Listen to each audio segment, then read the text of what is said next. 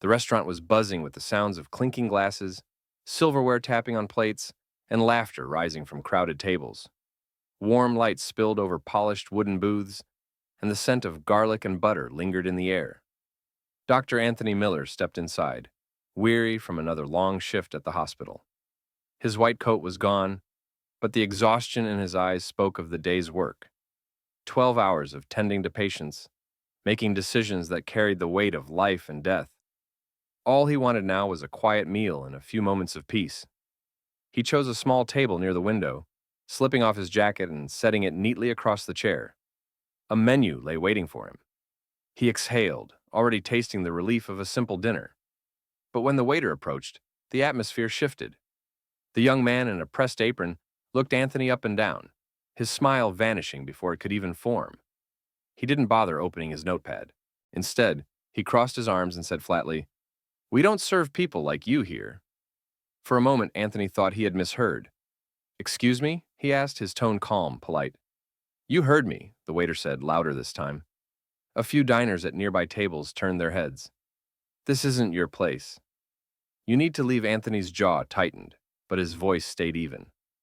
"I came here to eat. Same as everyone else." The waiter scoffed. "Don't make this harder than it needs to be.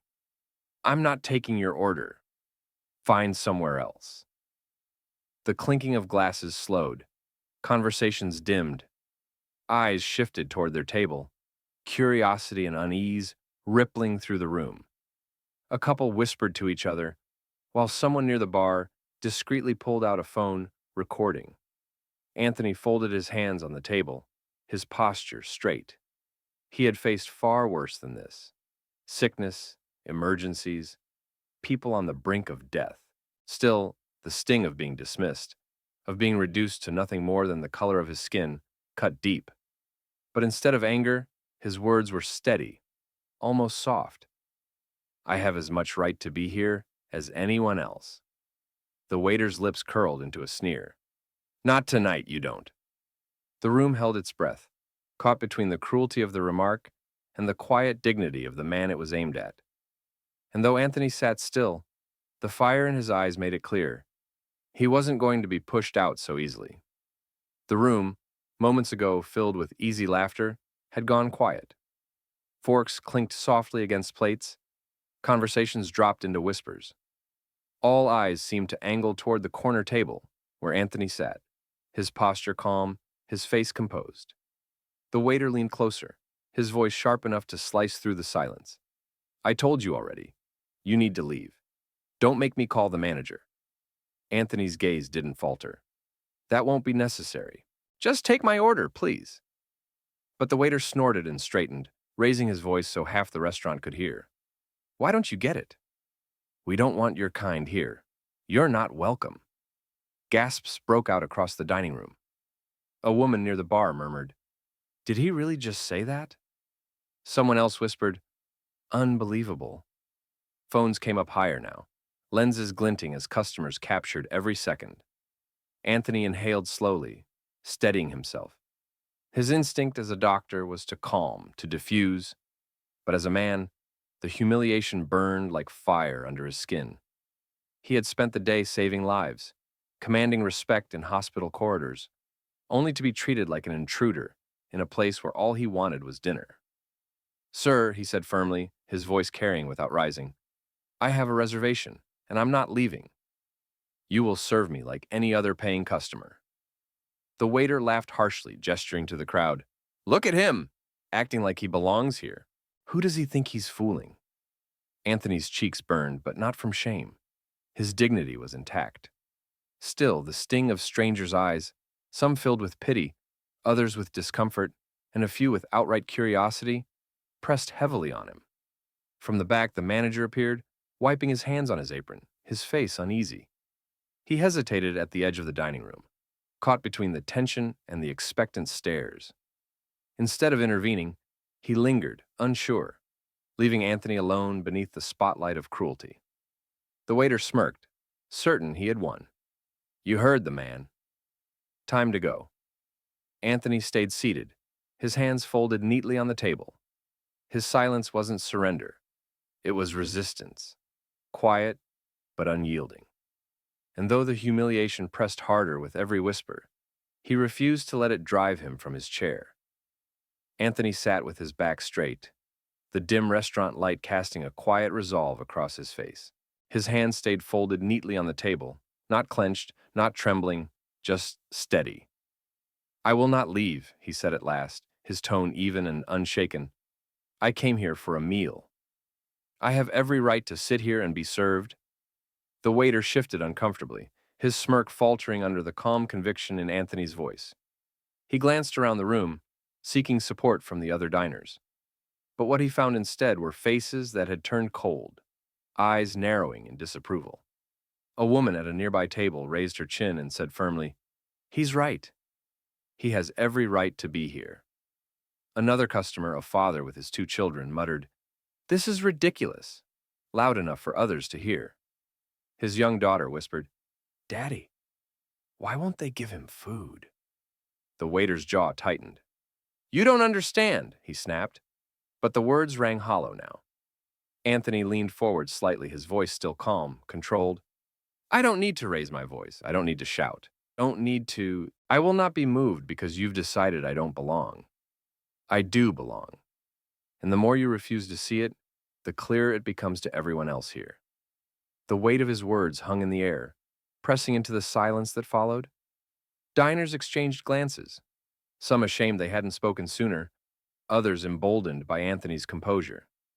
The manager, still hovering at the edge of the room, rubbed the back of his neck and shifted uneasily. It was clear he wanted the confrontation to end, but he hadn't stepped in to defend Anthony. And now, with the crowd stirring, his hesitation seemed like cowardice. The waiter muttered under his breath, but his earlier swagger had cracked. He scribbled something in his notepad with jerky strokes, turned on his heel, and stormed off toward the kitchen, his footsteps loud against the tile. Anthony exhaled quietly. He hadn't raised his voice once, but the dignity in his refusal had spoken louder than the waiter's insults ever could. Around the room, murmurs of approval swelled, the tide beginning to turn. People saw not a scene, not a disturbance, but a man who refused to bow to humiliation. And yet, none of them knew how swiftly the night was about to change. The dining room slowly began to return to its rhythm. The clink of glasses, forks scraping against plates, low conversations. But there was still an edge in the air, a quiet current of tension. Customers cast sidelong glances toward Anthony's table, whispering about what had just happened. The waiter reappeared from the kitchen, his apron slightly askew, his notepad still clutched in one hand. His earlier arrogance was back in his posture, but something else shadowed his face. A sheen of sweat, a faint unsteadiness in his steps. Anthony noticed it immediately. His trained eye caught the pale lips, the tremor in the hands. Something wasn't right. The waiter opened his mouth to speak, perhaps to throw one more barb, but the words never came. His knees buckled. The notepad slipped from his grasp and clattered onto the floor. Gasps erupted as he stumbled forward, his body crumpling in the middle of the dining room. A woman screamed. Someone shouted, "Call 911!" Chairs scraped back as people leapt to their feet, their meals forgotten. The manager froze in place, his eyes wide. "Oh my God! Someone help him!" For a split second, the entire room was chaos. Voices rising, feet shuffling, panic spilling across every table. And then a single calm voice cut through it all. "Move back. Give me space." Anthony was already out of his chair, his coat falling to the side as he dropped to his knees beside the collapsed waiter. His hands moved with instinctive precision, checking for a pulse, loosening the apron strings, tilting the head gently back. The same man who had been refused service only minutes earlier was now the only one in the room who knew exactly what to do. The crowd pressed in, their shock etched into every face. Phones that had been raised to film humiliation were now recording something entirely different. A doctor at work, saving the life of the very man who had tried to deny him dignity. The waiter lay sprawled on the floor, his chest rising only shallowly, his skin pale and clammy. The panic in the restaurant surged like a wave. Voices overlapping, chairs scraping, children crying. But Anthony moved through it all with a calmness that cut through the noise like a steady drumbeat. "Someone call 911, he ordered firmly, his tone crisp, commanding. "Now!" A man at the bar scrambled for his phone. A woman near the door began waving frantically for help. Anthony pressed 2 fingers against the waiter's neck, searching. "Pulse is weak," he muttered under his breath. He laid the young man flat, loosened his shirt collar, and leaned close to check his breathing. The crowd held its breath as Anthony began chest compressions, his movements precise, practiced. The steady rhythm of his hands pressing against the waiter's sternum echoed in the hushed dining room. 30 compressions. 2 breaths, he whispered, counting silently in his head. He tilted the waiter's head back, sealing his mouth over his, giving 2 controlled breaths. Then back to compressions. The cycle repeated, unwavering. Around him, the customers watched in stunned silence. Moments ago, many had stared at Anthony with pity or unease as he was denied service.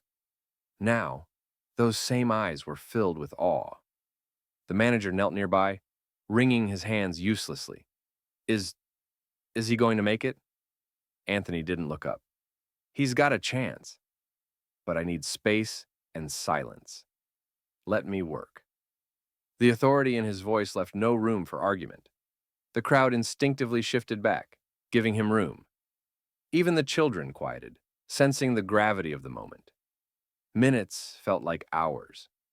Anthony's brow beaded with sweat, but his focus never wavered. His voice murmured steady counts, his hands pressed life back into the young man's chest. Then, a cough. A sharp, ragged gasp tore from the waiter's throat. His chest heaved, and his eyes fluttered open in confusion. A ripple of gasps swept through the room. Relief surged. Someone clapped a hand over their mouth to hold back tears. Anthony leaned back slightly, steadying the waiter's head with one hand. Easy. Don't try to move. Help is on the way. And for the first time all evening, the room didn't see Anthony as a man to be judged. They saw him for what he was. A doctor, a lifesaver, a man who refused to let hate stop him from doing what was right. The wail of sirens grew louder outside, then cut off sharply. Moments later, 2 paramedics rushed through the restaurant doors with a stretcher and medical bags in tow. Diners stepped aside, creating a narrow path as their eyes remained fixed on Anthony, still kneeling beside the young waiter.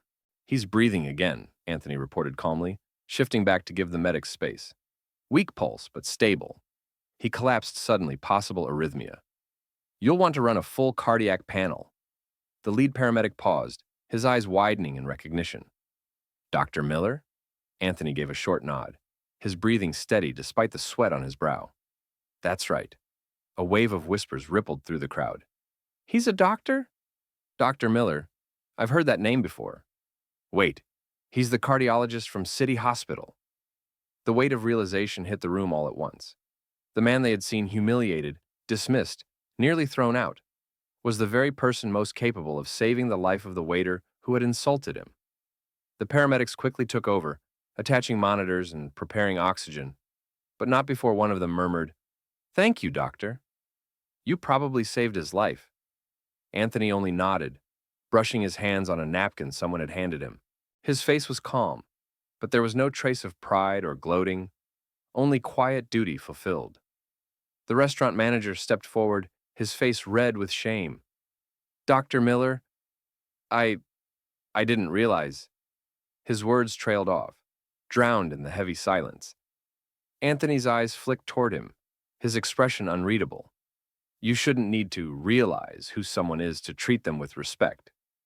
The words landed like a stone in water, rippling through every heart in the room.